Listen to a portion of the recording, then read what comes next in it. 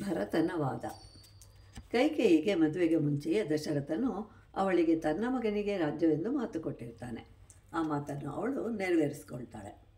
ನಾನಿಲ್ಲದೆ ಇರುವಾಗ ನನ್ನನ್ನು ಕೇಳದೆ ನಮ್ಮ ತಾಯಿಗೆ ಕೊಟ್ಟಿರುವ ರಾಜ್ಯ, ಆದ್ದರಿಂದ ಅದು ನನಗೂ ಬೇಡ. ಮಂತ್ರಿಗಳನ್ನು ಯಾರನ್ನೂ ಕೇಳಲಿಲ್ಲ. ಅಲ್ಲದೆ ತಂದೆ ಮಗನನ್ನು ತಿದ್ದಬೇಕು, ಆದರೆ ತಂದೆಯಲ್ಲ.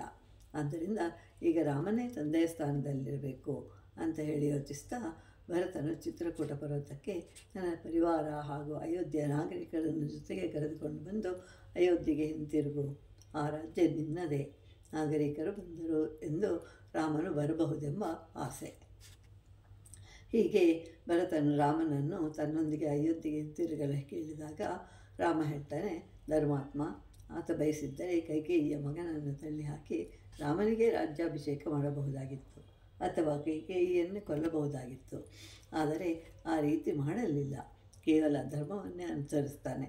ಅಂತಹವನ ಮಗನಾಗಿ ಧರ್ಮವನ್ನು ಬಿಡಲಾಗುವುದೇ ಅಂತ ಹೇಳಿ ಮರು ಪ್ರಶ್ನೆಯನ್ನು ಹಾಕ್ತಾನೆ ರಾಮ ಭರತನಿಗೆ. ಆಗ ಭರತನು ರಾಮನಿಗೆ, ನೀನು ಈಗ ತಂದೆ ಸ್ಥಾನದಲ್ಲಿರುವುದರಿಂದ ಈ ತಪ್ಪನ್ನು ನೀನೇ ಸರಿ ಮಾಡಿಕೋ ಅಂತ ಹೇಳಿ ಹೇಳ್ತಾನೆ. ಹೀಗೆ ರಾಮಾಯಣದಲ್ಲಿ ರಾಜ್ಯ ನನಗೆ ಬೇಡ ಅಂಥೇಳಿ ಅಣ್ಣ ತಮ್ಮಂದಿರು ವಾದ ಮಾಡಿಕೊಳ್ತಾರೆ. ಆದ್ದರಿಂದಲೇ ರಾಮಾಯಣ ಅಂತಂದರೆ ಧರ್ಮಾಚರಣೆ.